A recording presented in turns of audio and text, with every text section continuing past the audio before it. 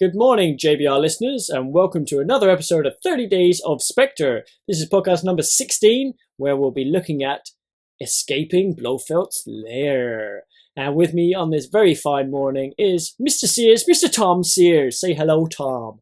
Hello. How are you today on this fine Monday morning? Incredibly well. Monday's my favouriteest day of the whole week. Absolutely. It's a fine one. Wow, yeah, maybe. So how you doing? You all right? Have your last 24 hours been enjoyable or not? They've been absolutely splendid. I've enjoyed every moment of it. Absolutely. Yes. How about yours? Lovely. Oh, it's been immense. It's been so good, yeah. So what are we talking about today, Chris? Tell me. So today we're talking about Blofeld. Basically it's called Escaping Blofeld's Lair. And this is where, obviously, the last time we left Bond, he had just been knocked out cold by one of Blofeld's minions, and he wakes up somewhere, or at least comes to somewhere, and we're going to go from that and until he sort of escapes the lair. Absolutely. So, right, lot to be said about this. Like we said last time, the rumours were, before the film even came out, that there was a troublesome third act in Spectre. Yeah. And I would say I see some signs of that when you watch the film. Now, I feel like this, for most people, is where it takes the turn that most people are unhappy with, right? So we'll take it through bit by bit, but generally speaking, I think from the moment they escape onwards, that's where a lot of people get unhappy. So, interesting thing, right? We start off at this point, Bond strapped in his sort of dentist-y chair kind of thing. He's all strapped in. And immediately, as soon as it faded up to that, I was like, here we go. We've got ourselves a laser-style torture scene. Brilliant. Okay, let's have some of this. And what is most interesting about this scene, Chris, which has potentially some very serious things that could happen to the future of Bond. Now, what we have here, Chris, is a scene taken directly, jiggled around a bit, taken directly from a James Bond continuation novel. Now, we have never had that before. This is a first. This is a first in the whole series. It's either been Fleming or original material or nothing. This time, we get even complete lines of dialogue almost from Colonel Sun. Now, that is amazing. It is amazing and very interesting, isn't it? Now, what's interesting about this is that the Colonel Sun episode that we did a while ago, obviously we reviewed the book from start to finish, and there's a very famous torture scene in I always want to say Casino Royale when we talk about Colonel Sun. Right, stop it. Colonel Sun. There's a very famous torture scene where Colonel Sun gets his knitting needles out, jabs him in Bond's ears, and causes him some excruciating pain. Now, I remember we commented at the time that torture scene is really, really strong. Like, that's up there with the whipping of the bollocks from Casino Royale. Yeah. Now, I've managed to. Now, I don't actually have my copy of Casino. I've done it again. Why do I keep saying that? Because it starts with a C. Right. I don't have my copy of Colonel Sun to hand right now. So I jumped on the internet to try and find that scene. So if what I'm about to read to you isn't 100% accurate, I apologise because I've pulled it off the net. But anybody who has a copy of Colonel Sun at hand, do have a look. So here it is. Here's basically the section from the torture scene in Colonel Sun. Sun came over and knelt beside Bond's chair. He spoke in a half whisper, his throat trembling. A man lives inside his head. That's where the seat of his soul is. And this is true objectively as well as subjectively. I was present once. I wasn't directly concerned when an American prisoner in Korea was deprived of his eyes. And the most astonishing thing happened. He wasn't there anymore. He'd gone, though he was still alive. There was nobody inside his skull. Most odd, I promise you. Now that is pretty much exactly what Blofeld says in Spectre, isn't it? Verbatim, yeah, completely. And that, like you said, I mean, for so many reasons, it's great. When we reviewed it, that was one of the best. I mean, the book's great, but that was one of the scenes that sticks in your mind when you're reading. You could hardly read the book because it's so descriptive of the pain, and you're kind of almost wincing as you're reading it. And it was the same with the film, when you saw, everyone, as soon as the drill bit started getting close to his ear and his neck and his cheeks, everyone's like, oh! So they really captured that. I think out of any scene and any other books to take off, that was a great one to sort of to use, particularly obviously in Spectre. But now, like you said, this could open a realm of new material now. This is the first time it's happened. Everyone always says we've pretty much mined as much as we can from Fleming. We know there's going to be other stuff from Fleming. There'll always be something that leads to something that leads to something with Fleming. But now we know that there's access to other material. I mean, there are other things in Colonel Sun which were decent, which could possibly be pilfered. But now there are other, the other continuation novels. Will they use anything from other continuation novels? What do you think? It's a funny one, that, isn't it? I tend to feel like they don't. Like, let's take the sort of the two big ones that wrote more than one book. Obviously, you had John Gardner, then you had Raymond Benson. I don't feel like Eon really look at those in the same way they would look at. Obviously, not in the same way they look at Fleming, but I feel like, because I read somewhere that apparently they buy up the rights to all the books immediately anyway. So Eon own those, as far as I'm aware. I'm not 100% sure, but that's what I've heard. But I feel like they just sort of don't feel like those stories have as much credibility as the original Flemings. So yeah, part of me thinks that I don't think we'll see, maybe they wouldn't take the titles directly, but, maybe influences from it, or certain scenes, or maybe just certain settings they could pilfer from, say, the John Gardners or the Raymond Bensons. But it is an interesting one, that, and I would love to see them make Colonel Sun from start to finish, the whole book, because for me that is equal to anything Fleming came out with. I think that book is amazing. It feels like you're reading Fleming to me. It really does. And so to see that is so interesting. And I don't know, what do you think? Do you think we'd ever see like a Raymond Benson Bond or a John Gardner Bond? I definitely not in its entirety. 100% no. I think like there might be a possibility of a scene or an idea or a location or something along those lines perhaps being used or being looked at. But I think it's different, because I think Colonel Sun is a lot more closely associated to Fleming in terms of, it was a one-off. It was the most recent, the closest one to Fleming in terms of sort of, when it was published and everything. They were good friends, Kingsley Amis and Fleming. They shared a lot. So it's almost, okay, it's not Fleming, but it's the closest to Fleming that you're going to get. I think with the others, there were some of them, the style of writing was a bit different. They almost had their own sort of feel to them.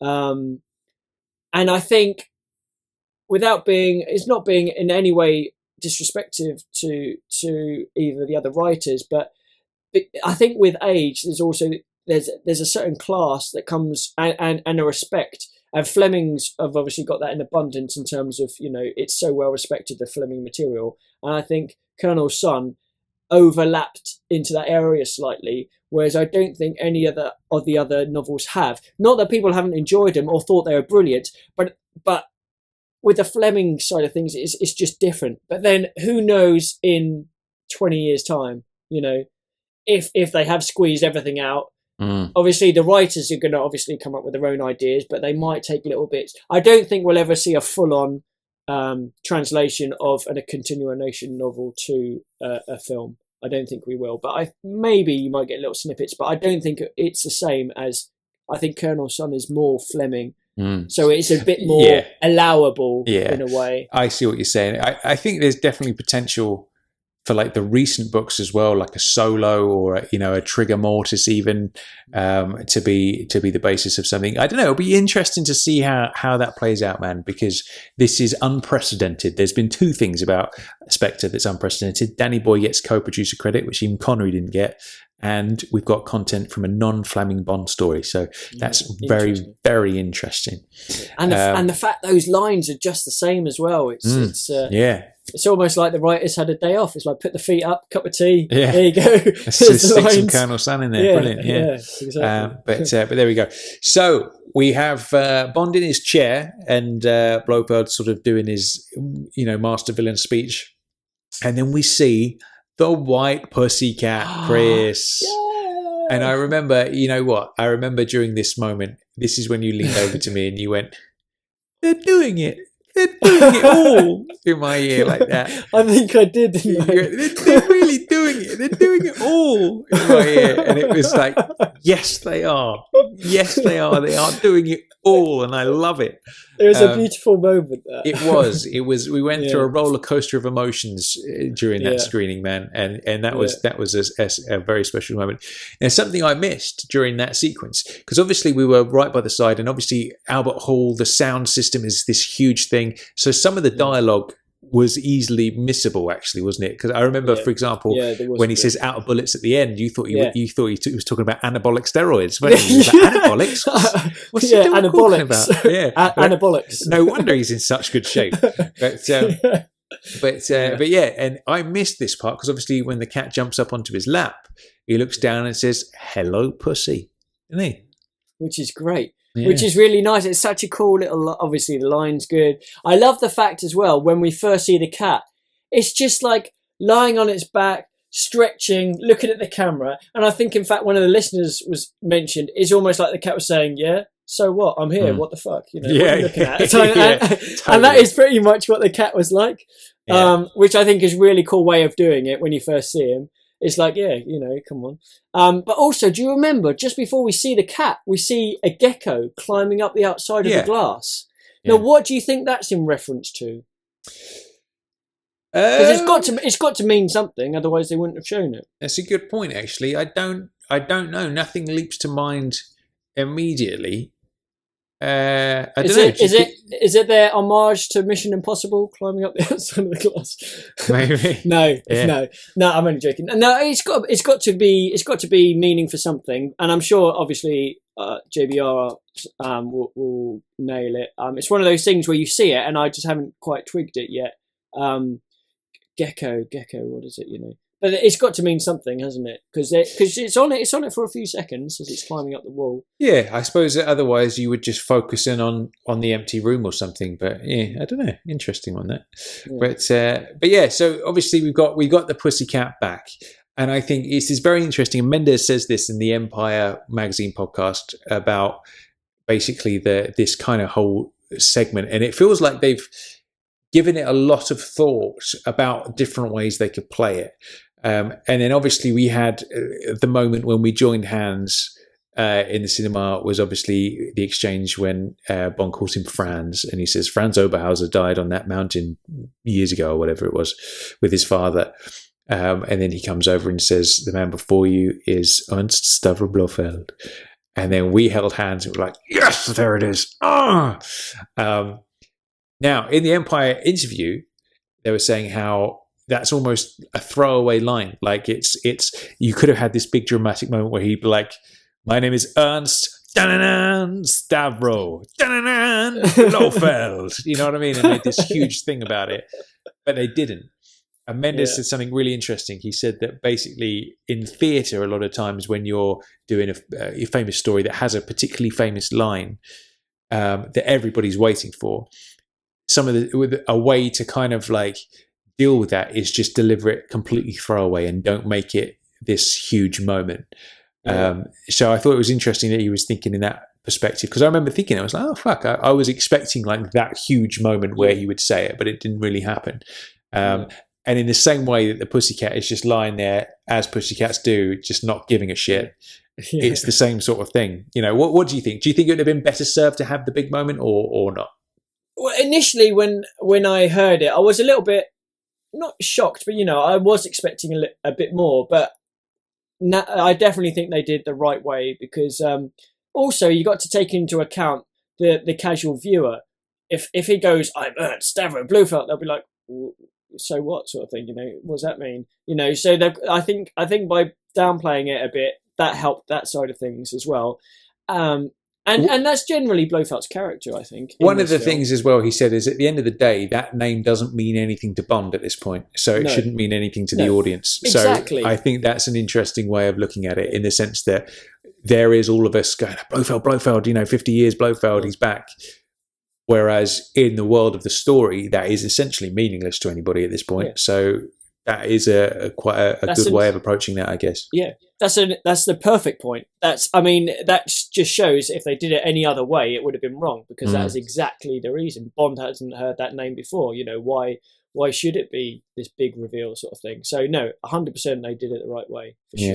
Yeah, absolutely. Yeah. So obviously his little instrument of torture isn't a laser up the ghoulies this time. It's some little drills into the side of his face. Now, I felt every one of those, man, when it digs into the skin. And the 5 times I've seen this movie, I have a look around at the audience during certain scenes, and everyone has the face on during this. As soon as it approaches, everyone's like screws up their face and is like, it's one of those things. I think so. Obviously, that is a riff on the Colonel Sun thing, because Colonel Sun would get his knitting needles out and stick them in Bond's ear hole. Which is horrible, but this is obviously drills into the face, which is equally as horrible. And there's that whole thing of, he basically says, if the drill finds the whatever part of his brain he calls it, I don't know, it's a technical term, that it will, technical terms were never my strong suit. So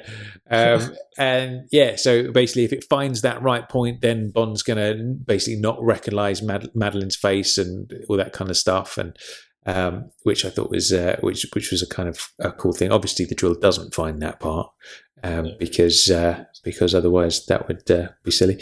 But yeah, so there's that moment. Madeleine comes rushing over. He's been drilled once. He's about to be drilled again. He gets drilled again. She comes running over. She tells him he loves him, and then Blofeld something is like, "Does he recognise you?" And then he sort of just comes to a bit and he's like, "I'd recognise you anywhere," which I thought is a brilliant line. I really like that. I could imagine Sean saying that line in a similar sequence. That is a very Sean line, actually. Yeah, definitely. Yeah. I think it was quite cool as well when Madeleine runs over. The 2 guards are standing there about to go and stop her, and Blofeld's just like, no, let her go. Bond's not going to be able to do anything, let her go. And I thought that was quite a cool moment. And he's almost not too, he's playing around with his computer. I love the fact. What do you think about that whole thing with him on a chair with his little computer, his little keyboard, and his monitor with the skull and everything? I quite like that. Again, it almost adds to it a feeling of a sort of a science laboratory almost type thing, isn't it? It's very much like that. And he's at the computer setting everything up. But yeah, I don't know. What did you think about that? Because they could have done that a million different ways. He could have had like all these remotes and stuff like this, but just on a little computer that controls drill. I thought that was really effective, actually. Yeah, I think what it is like, in the age that we live in right now, the whole theme of surveillance and everything is very computer based, isn't it? It's very, it's, obviously his entire plan is all about surveillance and everybody's banks of computers and stuff. And obviously Silver's was a similar kind of vibe. And so I feel like that would be what he would use. Do you know what I mean? He's not going to get out some massive laser, because it doesn't have any bearing on what he's actually doing. He doesn't need to project a spot on the moon. He doesn't need to cut a hole through Fort Knox, because that's not his plan. Everything's going to be computer based on this occasion. So yeah, I think what I like is how detached he is from it. Like that sort of thing is he's sort of scooting around on his wheelie chair and he's like, he's sort of like shrugging of the shoulders, and all that kind of stuff. It's like doing this to somebody just means nothing to him whatsoever. It's just like a pastime, a hobby almost, which I thought is nice. So then obviously we get Bond's escape. He's got the old watch, obviously, sets the timer, and then there's the whole sequence, obviously, where Madeleine throws the watch and it blows up, and all hell breaks loose. And obviously we see the bit when Blofeld lands, we see a little splash of blood come off his face on the floor. So that's the origin of the scar. He loses his eye as well. His eye's all mangled. He's blind in one eye now. No depth perception. He's like Largo now. So there's all that. Now, this point for me, and I remember thinking this when I saw it for the first time, I was like, this is all a little bit too easy for me, right? This whole sequence does feel a bit rushed for me. So, for example, as soon as that thing blows up, Bond's chair just goes and opens up and he's free, Yeah. and it's like, okay, all right, I can go with that. That's all right. But, it's why would it suddenly burst open, Yeah. He gets up, gives Madeline a little stroke and they're out the door. And then this for me is a little bit John Rambo. Do you know what I mean? He's like picking up guns, taking everybody down a little too easily. I feel like there wasn't much fight back. Everybody just goes down with one shot. And it's almost shot like a video game, especially that last bit where you got the guy up on the platform by the helicopter and the other two guys takes them down. The way it's shot behind it does look like you're playing a video game. Yeah. Blimey, that's going back. Doom. Yeah. But yeah, and then I think the biggest sort of complaint is obviously he turns around, shoots that one little pipe, and then literally the whole fucking place goes up. And I feel like that's just too easy, man. Like, he's in that chair, he's being tortured, he's had his face drilled up, he's come out, shot probably 10 dudes, shot one bullet, and the whole place has just gone up in smoke. Was just a bit like, I feel like he should have had to work for that a little bit more. Do you know what I mean? What are your thoughts? I think this is actually a really weak scene, if I'm honest. I remember watching it in the film thinking, I definitely, when I first watched in the film, I thought, this is a bit too easy. But I still was like, Bond's doing well, he's getting away and stuff like this. Having seen it, even from the second viewing, it came across as really weak because the first time Blofeld drills into Bond's head, he says that it's going to affect his balance and like his movement and basically his coordination. Yeah. So he's had that in his head. He's had the one with the drill about the memory. Okay, the memory thing was a bit different, but he's had two drills in his head. He comes out and he's like Superman. Bond shouldn't be a Superman. He like we mentioned earlier, we need to see him like get hurt a bit. We need to see him make mistakes. He can't just be this man who can't get hurt. And this bit, the more I think about it, the more I dislike this scene. And it's a real shame. Yeah. I think what should have happened is before they, like the chair, just a little, like you mentioned with the chair, a little bit with that, okay, maybe the lock's loosened, but he's still in. Madeline has to come to help him out, something like that, rather than pop open. But that's minor. I think they definitely should have had something between that and the door leading to the outside because it cuts straight there. I think a couple of guards, maybe, they both, Madeline attacks one, Bond attacks the other, whatever. Maybe that's needed, maybe not. But once they're outside, okay, what I would have loved to have seen was initially similar thing. Bond takes Madeline, hides it to one side, goes to shoot someone and misses. And sort of looks at the gun, thinks something's wrong, shoots again and misses. And it's because that first drill has affected his balance and his coordination that he's a shit shot and he can't do it now. And so basically the shots are raining in and he's the one that has to duck and he's not very good. And then Madeline takes a gun, maybe manages to kill a couple, but it's a lot harder. So then together they run across and then Bond eventually manages to sort of take one out, but they work as a team. But Bond initially is crap. He basically thinks, like in Skyfall, he's doing the shooting and he keeps missing the target and then he gets annoyed and walks in and shoots it. I think the same thing should have happened. Try a shot, didn't hit it, thinks it must be the gun because it's not him, tries it again, misses again. And almost see him wobbling a bit.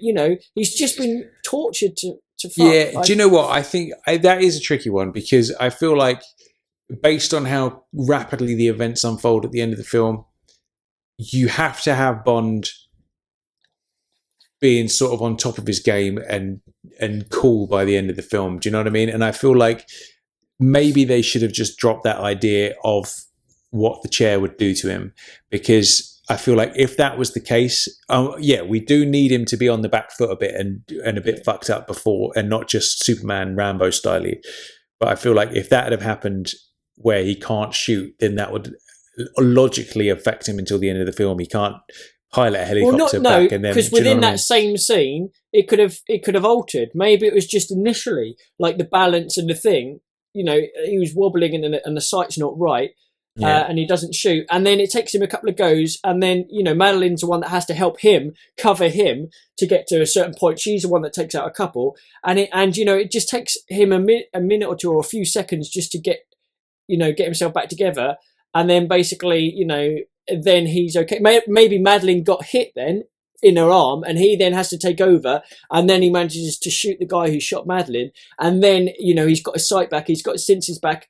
It's almost like Man with the Golden Gun. You know, where he's got the hood. You know, the three. Only the butt is pressured for mounted for the pressure of 3 fingers, and he shoots it and it's off. If he shot that a second time, he'd know how to aim it, wouldn't he?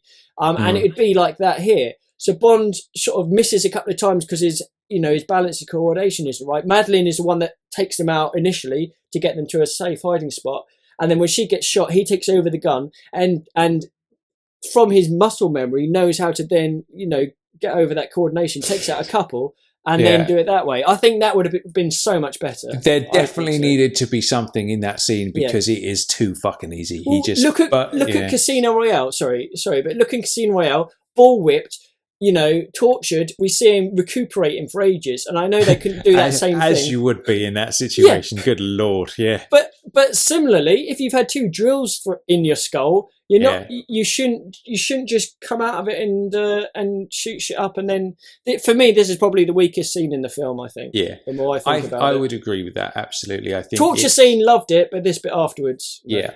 Now I think. I think it happens all too easily. He literally strolls out, shoots everyone. One shot blows up the entire base. Too easy. Yeah, they should have definitely built on that more. How do you think they could have destroyed the base better? To be honest, I don't feel like it needed destroying. To be honest, I feel like you could have just had them escape. Blofeld's already been fucked up and injured, so that's taken care of. And I feel like you could have just had him get out there, get back in the rolls or something, get in the chopper, and off he goes. I don't feel like the huge explosion needed to happen as such. But yeah, I think, when we go into the leaked script thing, there is a whole different storyline to this scene in the script, where, for example, Q was taken into captive in that scene, in the chairlift scene. He's actually captured and he ends up in this base, and it's Q and Bond together escaping. And there's a whole different way that they blow the base up, which maybe would have worked more. I don't know. I'm not sure how I feel. To be honest, this basically bridges North Africa back to London, and it just happens way too soon. I think it was way too easy. Sorry, that was just a bit off that. So I do see, like, when we get to this last third of the film, the troublesome third act thing that we were hearing, I definitely see the echoes of that without a doubt. And basically, any of the complaints I do have about the film happens in the last third without a shadow of doubt, and this is definitely one of them. Well, maybe, like you said, it would have been interesting if the base didn't blow up. So obviously we know they've got the world record for the biggest explosion or whatever. But within the story, if they had that trouble with Bond shooting and Madeline saving it, and then between the two of them, they managed maybe they shot one of the guards. Bond took his gun, so Madeline's got one and Bond's got one, and then together they take out the other guards, make their way to the helicopter.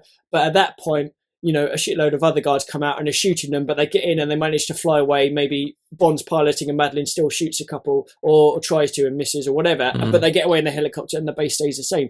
That might have been, okay, you haven't got the big explosion, but perhaps, interesting if that would have been interesting maybe. Yeah, absolutely. But yeah, I think that's the moment where you've got a suspended disbelief more than any other in this film, I think, to go from the torture chair. And there is the argument that Blofeld does say, if the drill finds the right spot, it will do this. So, it clearly didn't find the right spot. So there is that logical side of things as well. But regardless of whether even if he hadn't been tortured at all, that escape was way too easy. In the chopper and away they go. Didn't they realise that though? What do you mean? Like as a film, like if Mendes was watching it or loads of people watching it, do you think they were so intent on getting this big explosion that they didn't really look at how I don't know about that scene is? That is an interesting one. I think when you look at the amount of people it takes to make a film and the amount of politics involved in who's providing the money and scheduling and all that kind of stuff, there are things pulling you in the opposite direction. If you had all the time in the world to make the perfect movie with no limitations, then you would go back. But when you think, okay, we've got this release date to head to, this is the state of the script, we've rewritten it, we've pulled out Logan, we've got Purvis way back to rewrite this, that, and the other. And then Jez Butterworth. And then, and then you've got all this going on, and then you actually got the mountain of actually shooting the thing. that there must be times where you just have to make a decision where you'll be like, you know what, I wish that scene was different, but with all that what's going on, we just got to go with it. I feel like that was perhaps one of those. Well, every director has a scene in their film that they'd like to change. Every director, every writer, probably every actor probably would do something slightly different. So you're never going to have a perfect film, like we sort of mentioned before. But yeah. So there we have it. Now, with that said, it doesn't affect my enjoyment of the film. No. Like there are things where I go, fuck, why did they do that? In what? All of Die Another Day, right? All of it, the whole thing. Bond on a surfboard, immediately my erection has become flaccid within seconds. And that's it for the whole film. That sets the tone of the entire film, that fucking surfboard. No booty for you tonight. No, absolutely not. And that ruins everything for me. These complaints I have about Spectre, I go, it was a bit too easy for Bond to escape.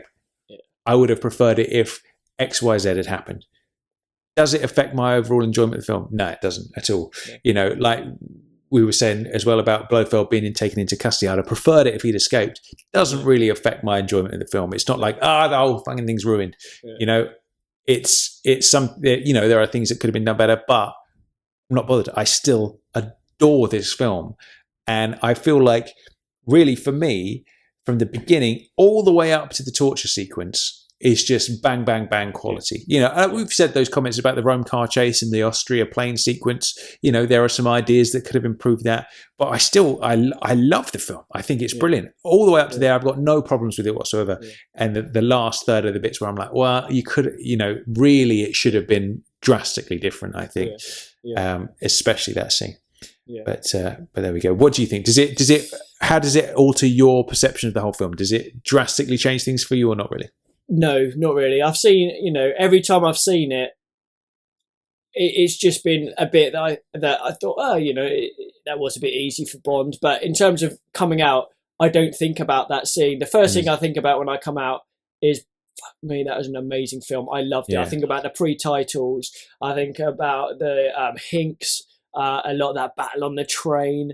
There's just so much stuff which is good, and that is a very minor part. But I do agree with you. I think up until that point, all the Q scenes I love. Austria. There's so much good stuff in it. Money. So much good stuff in it. It's literally up until that point, I've got no issue with it. Aside from, like we said, minor tweaks here and there might have improved things, but fine. This is the first scene where it's kind of is more than a minor tweak I would have preferred, but it still doesn't take me out of the film. It still doesn't make me, walk out the cinema or anything like that. It's just a thing which is a bit of a shame, but overall effect on the film, minor. At the very least, after the whole torture sequence blows up Blofeld, it should have been more of a mad dash to that helicopter for an escape, or them sneaking through the base while the guards are going ape shit, sneaking to the helicopter, not literally shooting every man in the place, then blowing the whole fucking place up with one bullet. Do you know what I mean? That's the extreme they pushed it to, I think. But there we go. Did the pussy get out all right? Well, do you know what? In the Empire interview, that was one of the things he asked him. Did the pussycat survive? And Sam Mendes said, absolutely, definitely. The cat was outside having a poo while that was all going on. So he's all right. Lovely. Yeah. What about the gecko? We don't know about the gecko. He was stuck on the window, so I think he probably wouldn't have fared as well, perhaps. But there we go. So that about rounds out today's episode of 30 Days of Spectre. We will be back tomorrow as per usual for some more Bond love in Lagos. Until then, I've been Tom Sears. I've been Chris Wright. And we will be back in the morning. We'll see you then. See you tomorrow all. Bye.